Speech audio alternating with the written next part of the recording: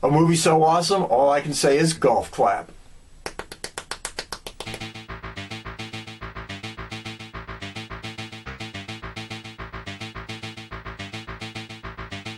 Okay, everybody, today we're going all the way back to 1990 to look at one of the great overlooked comedies of all time. We are talking about Men at Work. This thing is awesome, it rocks, and it should be more known. Anyway, before we go any further, before we dig into this anymore, once and again, and as always, to the trailer.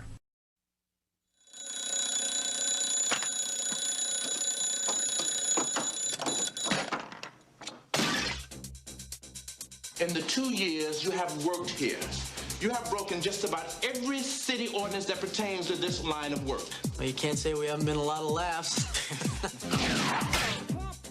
You got a complaint about banging trash cans on P Street at 6 a.m. this morning. You boys know anything about this? No, sir. Pump it up a little more, get the party. This is the last year we throw trash. You said that last year. Yeah, but this year I mean it. You meant it last year. Just think of the garbage business as a way station on the road to Nirvana. What was that for? You didn't like it. No, I liked it a lot. Then shut up.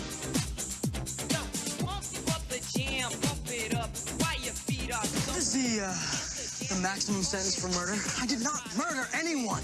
Pump it up a little more, get the party. You and your stupid pellet gun.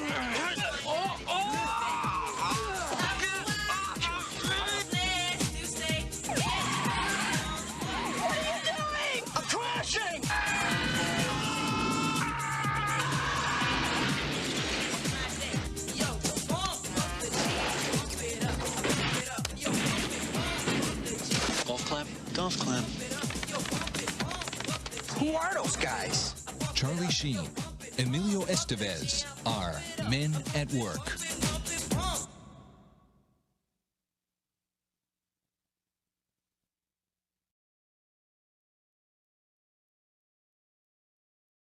All right, this motion picture was directed by Emilio Estevez.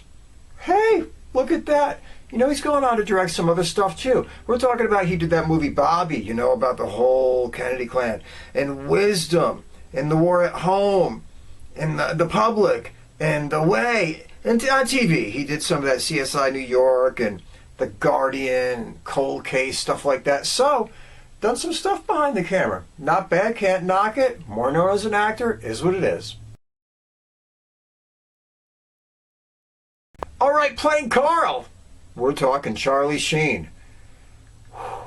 Here we go. Anyway, he's been in stuff like Wall Street, and The Three Musketeers, and Hot Shots, and of course Hot Shots Part 2, and Platoon, and The Arrival, which I already reviewed and you know I love, and Navy SEALs, and Major League, and Beyond the Law, and The Wraith, and Young Guns, and Terminal Velocity, and Red Dawn, and he was on TV too, and of course 2.5 Men, and Anger Management, blah, blah, blah, blah. So his TV career was just as big, if not bigger, than his film career, is what it was. Playing James St. James. I mean, that's his name, James St. James, whatever. Emilio Estevez. Let's rock this. We're talking about, he's been in a bunch of stuff like The Outsiders, Tex, and Repo Man, and The Breakfast Club, for Christ's sake, and St. Elmo's Fire, and Stakeout 1 and 2, I might add, and Wisdom, and Judgment Night, which gets criminally overlooked, and of course Young Guns, and Loaded Weapon, and Maximum Overdrive, and Bobby, and The War at Home, and did I mention all those Mighty Duck flicks? I can't remember, but he was in all those goddamn Mighty Duck flicks. Whatever. Emilio Estevez, big career, is what it is. Playing Susan, Leslie Hope. Yeah, whatever. Let's go. She was in stuff like Talk Radio and Kansas, but really big TV stuff. We're talking Knots Landing, Party of Five, and The District, and 24, and Line of Fire, and The Strain, The River, and NCIS, and CSI Miami, and Blue Bloods, and The Straw, and she's on soap operas like Days of Our Lives. So, bigger TV career than movie career by any stretch, but you might recognize her face. Okay, playing Lewis. One of my favorites, man. One of my favorites. Keith David, Let's Do This. We're talking about he's been in stuff like Armageddon and Platoon and Bird and Roadhouse, Marked for Death and Always and Volcano and The Puppet Masters and Dead Presidents. And there's something about Mary and Pitch Black and Reality Bites. And of course, he was in They Live. And he was in The Thing. And those two movies alone would make him a legend in my mind. Playing Max, John Getz. Let's do this thing. We're talking about he has been in stuff like The Fly 2, Born on the 4th of July, and Curly Sue, and Fortunes of War, and Don't Tell Mom the Babysitter's Dead, and Zodiac, and The Social Network, and a lot of TV, man, a lot of TV. Bosch, and The West Wing, and Jag, and Maggie, and NCIS, and way back too, and shit like Wonder Woman, and Barney Miller. So his career is all over the place, been around for a long time, is what it is. And there's also people that pop up in this motion picture. You gotta keep an eye out. There's, like a ton of them. I'll give you a few. Like you got Richardson playing Walt, and he came from stuff like Colors and Repo Man. And you got John Putch, who was in Jaws 3, that magnificent piece of shit that it was, and TV shows galore back in the day. And you got Darrell Larson playing Jack, and he was in Mike Murder, and he popped up in Future World, and there's just all kinds of little faces that were never big stars, but little faces that you should recognize, especially if you used to watch a lot of TV, a lot of movies in the 70s and the 80s. There's just names all over the place. Okay, everybody, I'm going to do this in 90 seconds or less, so I can keep it short, keep it fast, keep it entertaining, so we can get to where we'd all much rather be. The summation. You got this city councilman. Well, he wants to be mayor. He's got this campaign going, but he also happens to be on the take. He's taking some cash from this big corporate dude who runs his paint thinner company. And the corporate dude is paying him to turn his head while he dumps his toxic waste offshore, right off the beach in California. City councilman, he can't take it no more. He feels too bad because these cans that he said would be sealed for over 100 years are leaking already, and there's toxic waste spilling all over the beaches. He tells this guy, I can't take it, I'm out. And if you don't stop, I'm going to go rat you out. Well, the head baddie, he doesn't really care about this too much, and all of a sudden, he's thinking about having this man killed. Before this takes place, though, the city councilman, he made a tape of this conversation where he has proof that he could rat out this businessman, this corporate dude, this company owner, call him what you will. Before he goes to turn in the tape, he goes back to his campaign office and gets the tape mixed up with another tape that was given to him by this campaign worker, this young girl that just happens to be working for him. Now, around this point in the story, you have to really enter in Carl and James. That's right, Emilio and Charlie. And what they are is a couple garbage men.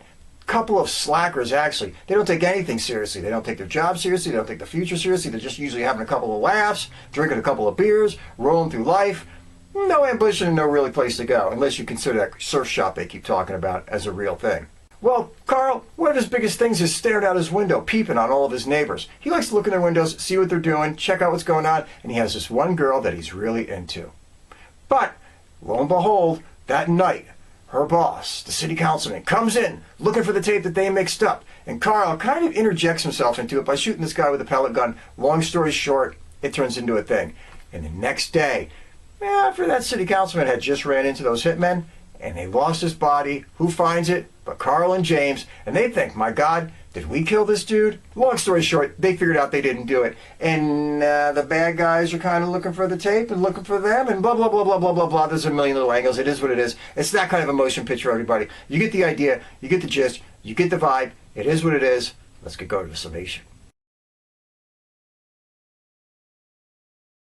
Okay, everybody. What makes Men at Work work? And it works indeed. This is one of the great unsung, masterful little comedies of 30-something years ago that people don't bring up enough, and it needs more light on it. Before I go into more, let's just get the regular rigmarole out of the way. We're talking the directing. For a movie like this, you don't have to be Spielberg, people. But Estevez knocks it out the park. The directing is solid, it's perfect, and stylistically is what a motion picture like this needs. So the directing is just awesome. The writing, which this was also written by Estevez, by the way, is spot on. It's funny as shit. The one-liners are great, and the way that those one-liners are delivered by the cast is just amazing, which leads me to the cast itself. I'm telling you, folks, everybody in this motion picture nails it. They deliver. They give this motion picture what it needs to be hilarious, to be funny, and to be spot on. The cast in this thing is just, I'm telling you right now, they couldn't have cast this movie any better, and they couldn't have done any better than what they did in this movie. Now let's get back on track with the overall view of things. Men at Work, simply put, is funny, it's likable, and after you watch it, you're going to walk away from it smiling more than you did when you went in, almost guaranteed. The characters are all basically very likable. You sit there and you get into them. You can relate to these guys. Maybe not the amped up version of reality. I mean, you don't look around at everybody you know and say, well, that's exactly him, but you say, that's kind of my buddy there. That's kind of a friend there. That's kind of a cousin there. And you can relate to the characters in it. They're fun. They're lighthearted. They're kind of goofy. And that's one of the things about a comedy that really draws people in. You just have characters that are likable. Another thing about this motion picture is as zany as the comedy is, this is not like airplane comedy. This is not Naked Gun comedy. This is farcical comedy. This is that thing where it's almost that level, but then they neck it back like 30% and bring it close enough to the real world so that you can sit there and say, okay, this is kind of real, mostly kind of real. You know what I'm talking about? Let me explain. Play that music in your head, da-da-da-da-da-da-da-da-da, and then picture Jack, Janet, and Chrissy walking down the beach in Three's Company. In the background, in your mind, you could easily picture Carl and James throwing garbage into their garbage truck in the background. It's that kind of world. It's in that universe. It fits with that kind of farcical comedy. You could actually see Janet or Jack coming out and dropping out their garbage while these guys pick it up and throw it in their truck. It lives in that world. If you like that kind of Three's Company comedy, you will like a movie like Men at Work. Now, obviously, there's also a natural chemistry between the Estevez brothers. I mean, they're both real last names is Estevez, so whatever Charlie calls himself, that's fine. But they work really, really well in this motion picture together. They feed off each other just perfect. There's a chemistry that goes back and forth, and it just works and it just delivers. And it's undeniable on the screen, really. They just know how to click off of each other. And also, if there is somebody who takes this motion picture from this level and just inches it up to that level in this motion picture, it is Keith David, without a doubt. He is probably the funniest fucking element of this motion picture. Now, you guys know Keith David. He usually plays kind of a stern, angry, tough guy in motion pictures, really. And in this motion picture, it's no different. He plays that guy, but that guy's so amped up, it's to a ridiculous friggin' level. And he is fucking hilarious in this thing. The way he delivers his lines about the French fries, everything is just insanely off the hook. They have him playing this war veteran who's carrying a lot of rage and a lot of anger, and you don't know what he's going to do at any second, and he makes that fucking character hilarious. I am talking hilarious. There's one point in the movie where he actually just looks straight into the goddamn camera, a la Burt Reynolds, and delivers his line, and you're just like, did they just do that? And you laugh even harder. It's spot on comedy, perfect. And what they did with his character and the way he did that character, it just elevated this movie from like a 90 to a 98. And on a personal note, there's just a couple things I have to add about this motion picture, how it just hit home. One, the garbage men in this motion picture are the garbage men that I grew up with. Those guys would come along and they would just heave your garbage cans. You would watch them, they'd dump them and chuck them 25 feet. They didn't give a rat's ass about anything. This movie was spot on with that. When I seen it, just in the beginning, I seen that and I was on the floor laughing already. I said, this is just too fucking perfect. Number two, I used to work in warehouses for a long period of time. We had this UPS driver. Guy was hilarious. He was one of those guys didn't like to be told what to do, just like the characters in this motion picture. And they gave him an observer one time. Literally just to watch him because they knew he was a little bit rambunctious and a little bit funny, although he was a hard-working dude and a great guy. And I'll never forget the day when the observer came up towards the dock with him and he said, oh, this is the asshole they got babysitting me all goddamn week. And I just said, that guy is those guys, and it just fit. And finally, this motion picture, I will kid you not, me, my wife, and my son walked around for I don't know how long afterwards. Literally, every time somebody would say something that was slightly grandiose upon themselves. We would just look at them and say, golf clap? Ah, perfect humor. All right, everybody.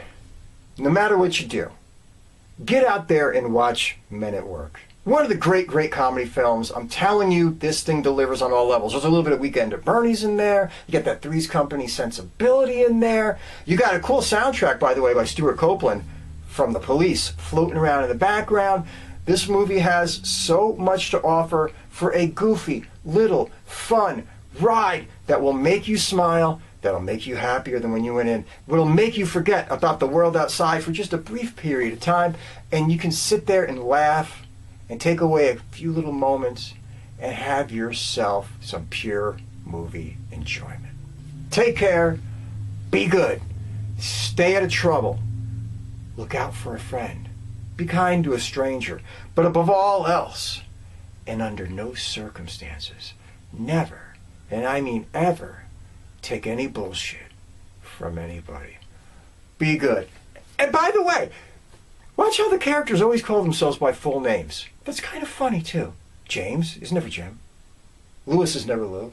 Everybody's... whatever. I digress. Bye.